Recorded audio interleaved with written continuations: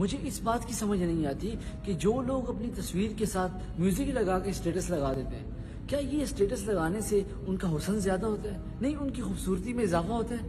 بالکل نہیں، بلکہ ان کے لیے یہ گناہ جاریہ کا سبب بنتا ہے۔ وہ اسٹیٹس تو لگا دیتے ہیں، 60 لوگوں نے دیکھ لیا، 60 کا گناہ آپ کے حساب میں آ رہا ہے۔